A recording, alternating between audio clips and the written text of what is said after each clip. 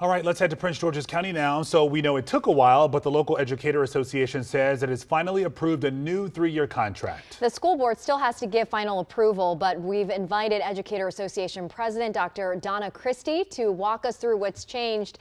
Dr. Christie, thanks so much for joining us. We know that the goal here is to attract, of course, top teachers in the county and convince educators who are already in the county to stay in the district. What are some of the highlights for you in this new contract? Absolutely, and thank you all for having me this evening. So one of the goals that we had in particular was doing things that would address the staffing gap that we've had in Prince George's County. And to do that, we had to raise starting salaries. The blueprint for Maryland schools requires all districts across the state to be $60,000, but we knew that if we were at the same rate as everyone else, that we wouldn't be able to close our staffing gap because we'd be competing on two level of a playing field financially. And so we needed to make it better and more economically feasible to come here. Our cost of living is higher than a lot of other areas in the state.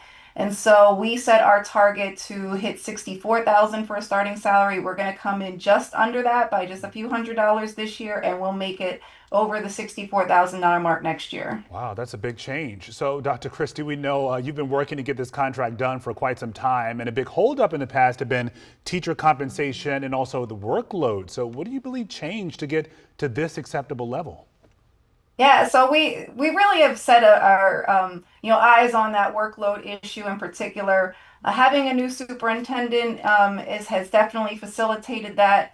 But there's a lot of things there's the core teaching responsibilities that teachers have of planning lessons and grading and building relationships with their students. But our teachers were being asked to do a lot of other things like making extra phone calls and filling out extra forms and collecting data in multiple locations. And so we really put a stop to all of that so that teachers can really focus on their main mission, which is teaching our students.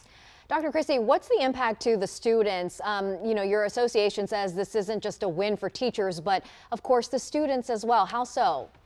Absolutely. So our students, one, will get a lot more, the teachers will be able to focus a lot more on their instruction. It's also one of the things that held us out for a long time was over some language about safety in the classroom. And so now when a student engages in very dangerous behavior in a classroom, hitting and kicking and throwing desks and other, violent behaviors, and they're removed from the classroom, now they can't come back to the classroom until there's a safety plan in place.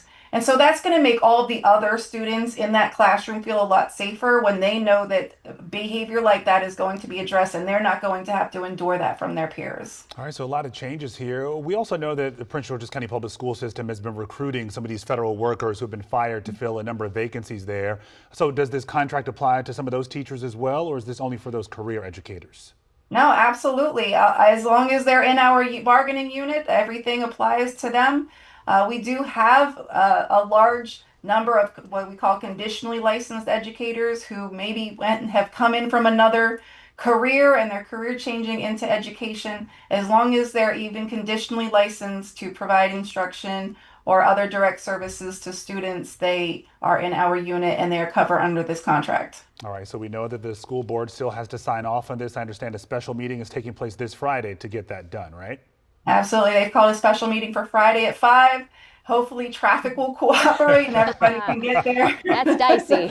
Yeah. A little pressure on the traffic gods to make sure traffic is okay so that we can get in and get out and get that done so that Monday morning teachers are coming into their contract. All right, we'll check back with you on Friday to see if it gets all done. Dr. Christie, thank you so much for being here with us. We'll chat soon. Thank you so much.